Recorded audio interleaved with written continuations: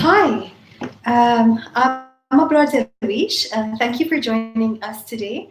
We'll be talking about unclear speech in children and how we can support, whether it's your child or students in class, develop his speech sounds, and when do we need to help and intervene a child who has unclear speech sounds. So I'm just going to talk about a few things before we get started. You will notice at the bottom there's a tab that says Ask a Question. So for everyone who's attending us live today, you can ask your questions at the bottom. At the end of the seminar, I'll be able to answer all your questions.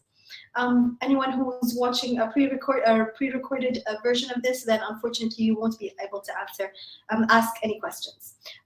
If you write anything in the chat box, I will not be able to view it immediately. I'll only be able to view it at the end of the seminar. So if you do have questions, it's best to keep them in the Ask a Question box at the bottom of the screen right there. I'll be sharing my screen shortly, which means that my picture will minimize and will be at the bottom of the screen, but it also means that I will not be able to see any of your questions immediately, but I will be pausing throughout the seminar to check and see if there's any questions and answering them on the spot then. And that's about it. Let's get started.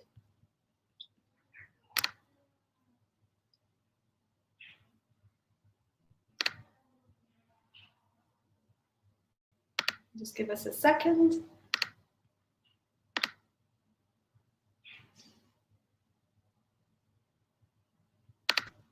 And here we go.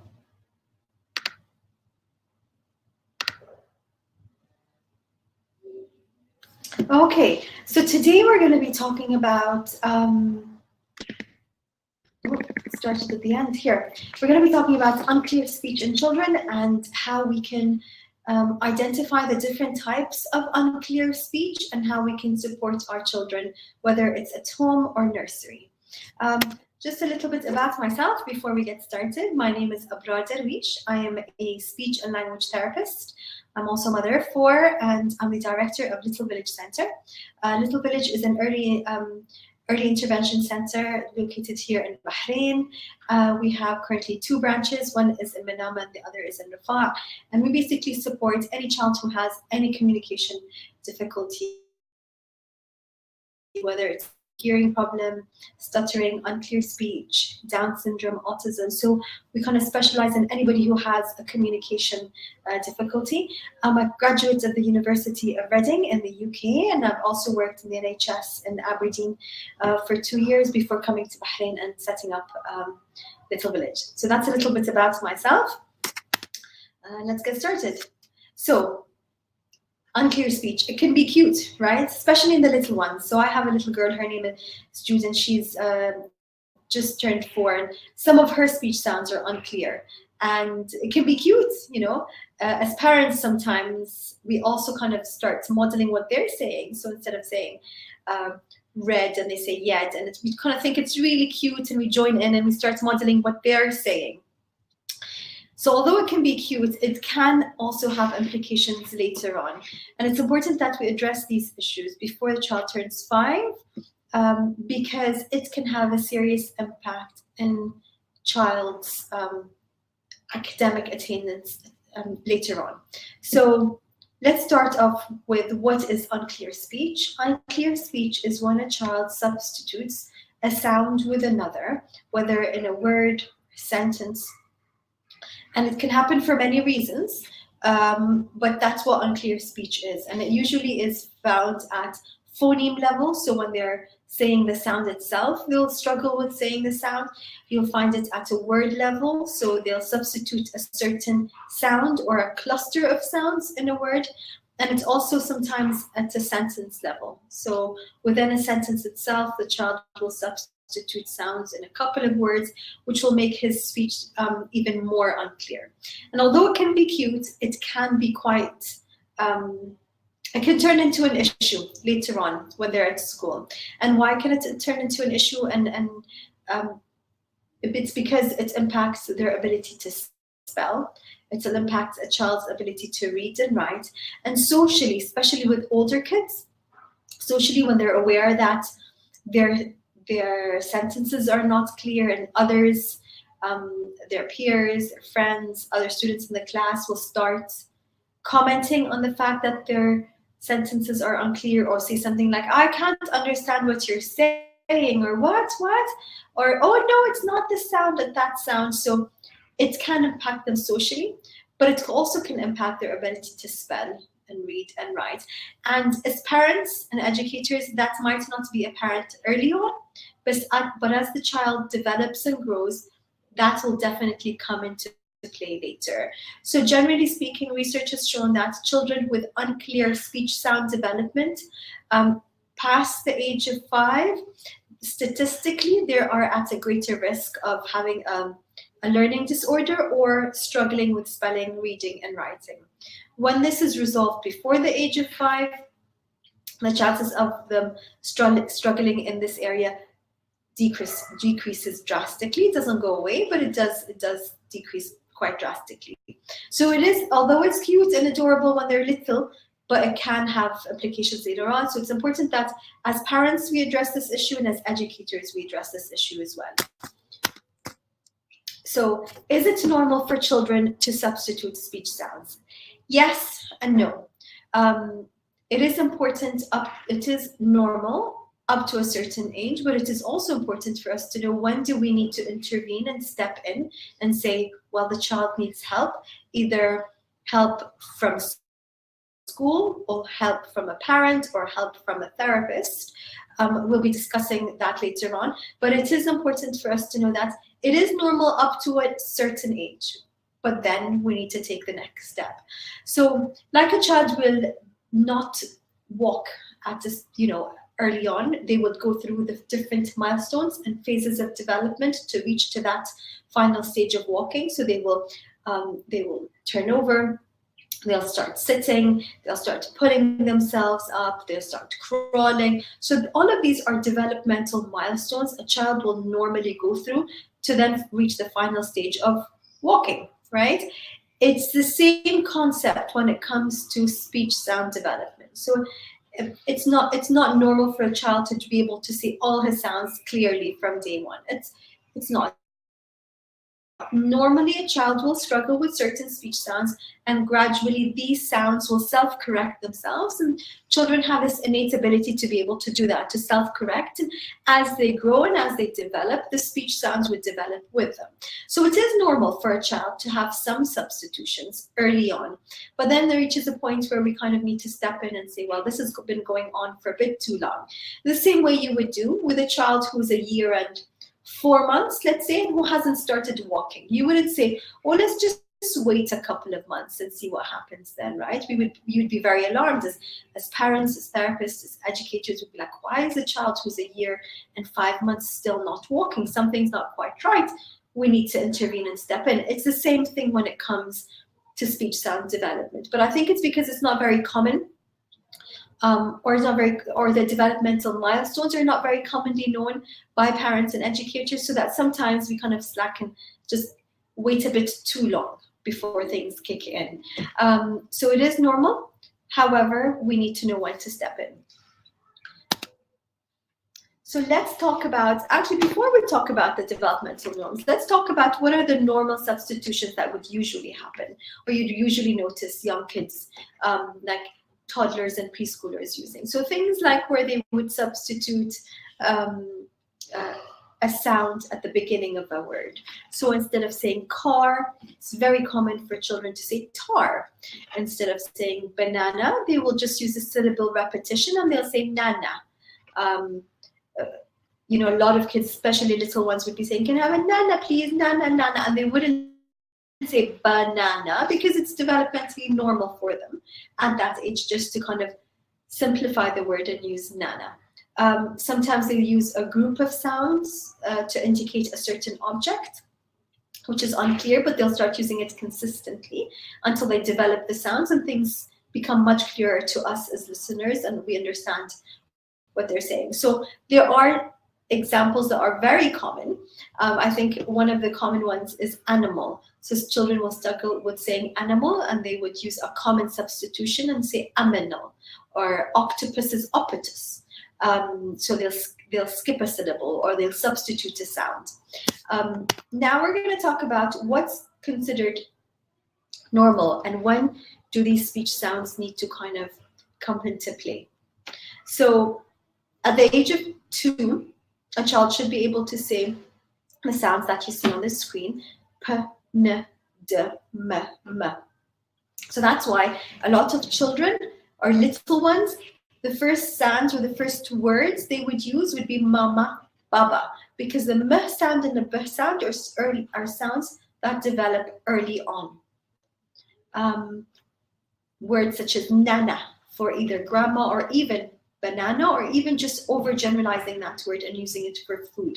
So they say num num or nana for food. It's because these sounds are sounds that develop early on. By the age of 3, a child should be starting to use sounds such as t, f, y, k, g, right? And then as he develops even further and as he grows, then there's more sounds that come into play. Now, all this is actually on our Little Village website. I'll be putting the link in the chat box for people who are watching us live, and then it'll also be in the description for everybody who's signed up to watch a recorded version of this. So you'll have all the details, and you'll be able to access these charts later on, and you can refer to them as well. So as you can see, between the ages of 2 and 3, there's new sounds that will kick in. Now, does it mean that a 3-year-old will not be able to use this s sound? No. Some children at the age of 3 will be able to start using this s sound, and they'll be able to say sun clearly, and it'll not be an issue. But then some kids will struggle with that, and they'll say ton for sun. So it's a speech sound substitution where they're taking the s sound and they're substituting it with a sound that's easier. T developmentally comes before s. So they kind of go back and use something that's easier. The same way where you would have a child that could possibly walk at the age of 11 months, you'll have children who walk at the age of 1 year or 12 months, then you'll have some kids walking at 13 or 13 months. So it's a developmental spectrum, and it's the same thing with sounds. Some kids will be able to say sounds before the age of 4, and some will struggle, and will take that little bit of extra time to be able to produce that sound. And then as they grow older, we also have at the age of 5, they start using the R sound, and by 6, the F sound. R is a tricky one. Usually we wouldn't start working on the R sound until the child is closer to 6. I'm just going to we generally give them that extra few months to see if it'll kind of kick in on its own.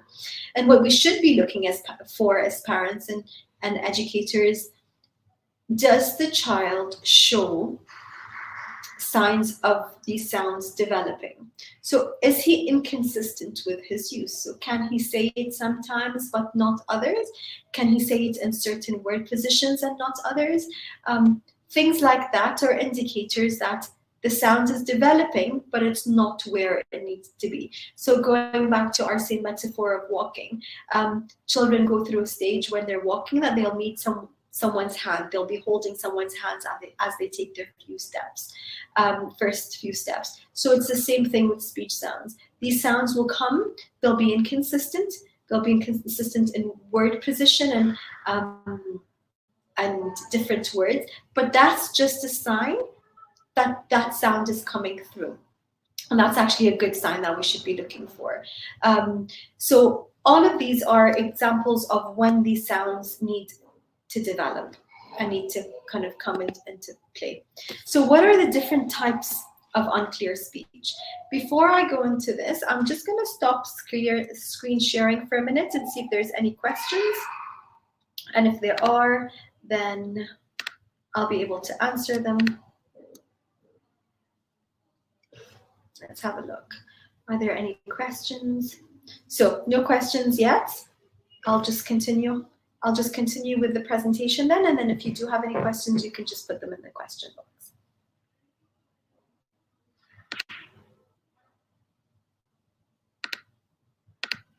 Let's just take a second.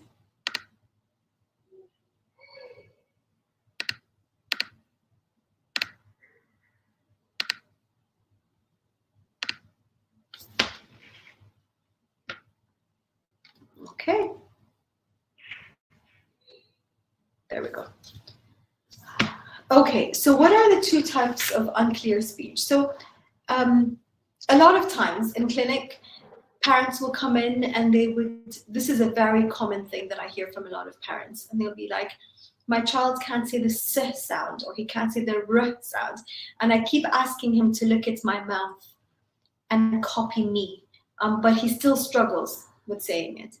And the reason some children still struggle, even when they look at the way we say the sound, in our cases, because it's not a articulation problem, it's a phonological problem. So the two types of reasons, or the two causes of unclear speech, is either an issue with articulation, which is the ability to move our tongue, our mouth, blow air, and make that sound physiologically. And then the other reason would be a phonological reason, which means everything's working fine. It's just like the connection between brain and mouth is not there. And sometimes the child is not hearing the sound clearly. So it's very, not that there's a problem with their hearing apparatus, that everything, his ears are fine, he can hear everything clearly. But when you say S, he hears it as a T.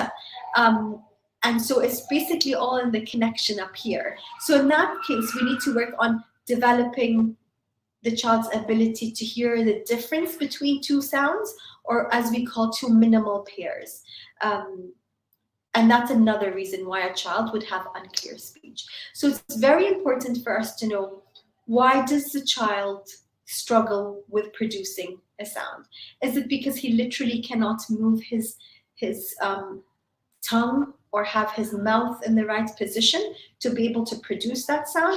Or is it because it's a phonological problem and we just need to support him with hearing the difference between two sounds? And once we do that, as therapists, once we support the child's ability to hear the difference between sounds, then everything falls into place and things are so much easier later on. Because once he can hear the difference, he can then articulate it properly. And once he can articulate it properly, he then can use it properly in all word positions.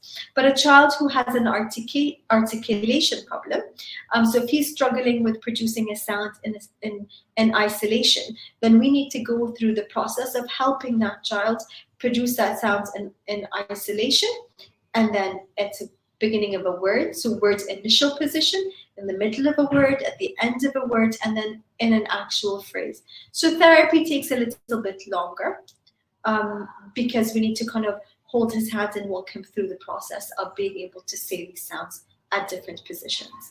Now, as parents, how can you help your child at home? The first thing you can do is not be too pushy.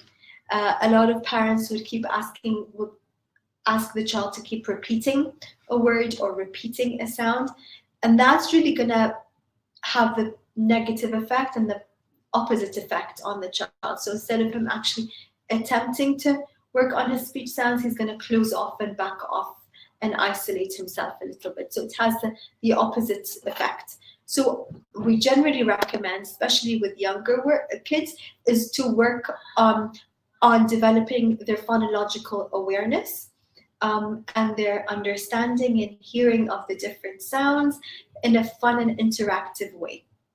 So things that you could do at home is basically rhyming words and different rhymes. What two words rhyme? Just singing the rhymes themselves will help the child develop his phonological awareness. Playing games such as what starts with M, what starts with P, because that's alliteration and you're helping the child become more aware of what's the first sound in that word, and that will help the child focus on listening to the sound and trying to articulate the sound later on. But it's also important to know that if a child passes the developmental milestone of being able to say that sound, so we'll just go back and look at our original chart. So if a child is 4 and he's still struggling with producing the T sound, or if a child is 5 and he's still struggling with producing the S or K sound, at that point, helping him at home through play and using lots of phonological awareness activities will be helpful, but he actually does need support from a therapist. He will need to be seen by a therapist to find out what's the cause of this. Is it an articulation issue? Is it a phonological issue? And what are the steps that can be taken after that to help him? And he most probably will require therapy at some point to support his speech sounds.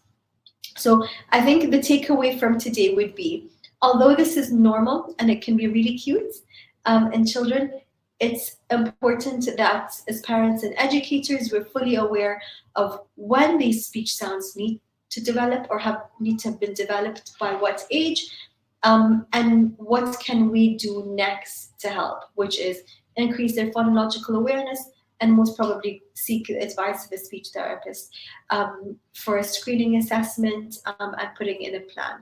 Not everyone that comes in for an assessment will definitely require therapy. For some students, it could just be a therapy plan that they can take home, a few things that mom can do at home. But then for some children, it will actually require a block of therapy where we kind of talk them through it and help them produce those sounds. That brings us to the end of today's seminar. Do let me know. I'm going to stop the share screen, and do let me know if there's any questions. If any of you are parents and have specific questions regarding your child's speech sound development, I'll be more than happy to answer them.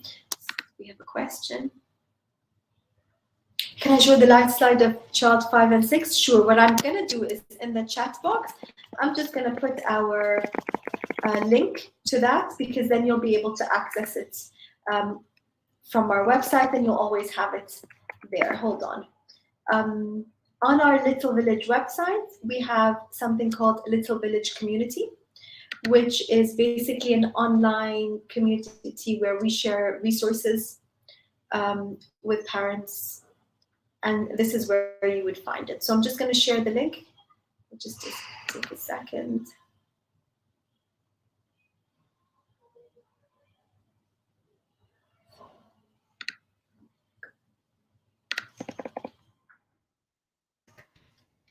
What we also have is we also have created a playlist of videos on our YouTube channel.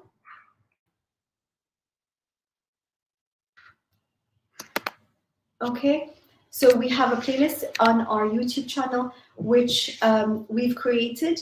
They are short, fun videos for you to use with your kids, whether it's for you as a parent to watch and then copy and do the same with your kids, or for if your kids are older, then they can sit and watch them themselves. And they're basically just short 1-minute videos of fun ways where we kind of encourage them to articulate the sounds and produce the sounds. So for example, if we're working on the n sound, you kind of talk them through it and say, well, let's imagine we're a plane, let's move our tongue up and let's spread our wings. And so it's just they're fun videos that you can your kids can watch, and it'll help you. And we have a full series. I think we've got almost all the sounds on our YouTube channel. But yeah, you can find them there. And here's the link to our speech sounds articulation page as well. Let me post it. It should, yeah, there it is. It should be in the chat box for you to access. Okay, I'm going to just read the question. My daughter has been struggling with speech since the age of 3. I've taken her to a couple of therapists, but she still struggles with some words. She talks a lot more now, but it's unclear to many. So I'm assuming she's older than 3 now. So what we need to do is we need to kind of break this down into steps. So depending on her age now, we need to do a full screening assessment of her speech sounds. And we need to identify what sounds she struggles with, and we need to identify where in a sentence or in a word she struggles with saying that sound. And then once we've figured that out, we will need to work together, the therapist, the parent, and the school themselves, on developing that sound. So the therapist will work on helping the child articulate it and hear the difference, but then activities can be sent home for the parents to be able to do, and the teachers need to work on as well. Especially with older kids, it's important that it's not just one person that's working on this, but everybody is working on it at the same time and kind of support the child. But yeah, if she's older than 3, then she definitely will need. She's 6 years old. So yes, by the age of 6, you definitely will require direct therapy. And what you need to be looking for or asking the therapist to do is you need to ask them to do a full screening of all her speech sounds and kind of break things down into chunks and steps. And it's important to also realize children who have language difficulties or language delay, as well as speech delay, struggle even more, and it takes a bit longer for them to be able to produce the sounds, because they've been working on developing more than one area. So they're working on developing their language, but as well as their speech and articulation. So things do take a bit longer. There are 2 different areas. Language is the ability to use words, put words in sentences, request, whereas speech is the ability to articulate and produce sounds. And when a child has a difficulty in both areas, it does slow things, especially in therapy, and it does take the child longer to develop that. But it is also important that as soon as possible, especially since she's 6, she receives the therapy she needs. I'll be more than happy to send you a link as well, and you can book an online consultation where I can meet your child and yourself, and I can answer any questions you have online. Okay. How much is the initial assessment and evaluation to determine the issue in speech? So our consultation, if it's in-house, so if you come to Little Village, it is 50 dinars. And what happens is the parents come with the child. We meet the child, we meet the parent, we do a case history. We then complete a screening assessment, and then we give you a report with next steps and resources of what needs to happen next, and the resources that you can access. If it's an online consultation, then I believe it's only 20 dinars. And it's the same process, but there's no report, and it's shorter. It's only half an hour, and it's just an opportunity for us to tell you, yes, she needs help, and you need to do X, Y, Z, or no, everything's fine, it's all good. If you want, I'm happy to put a link for that in the box as well. Okay, I believe I've answered all the questions. For those who've asked about the assessment, what I can do is I can put a link in the chat box. There it is. And you can book an online, so a virtual consultation or an in-person consultation through the link. For everybody who's watching a recorded version of this, all this will be in the description below. If you don't have any questions, I believe we'll just end it here. Thank you so much for joining. And I hope it was helpful and beneficial to everyone. Thank you.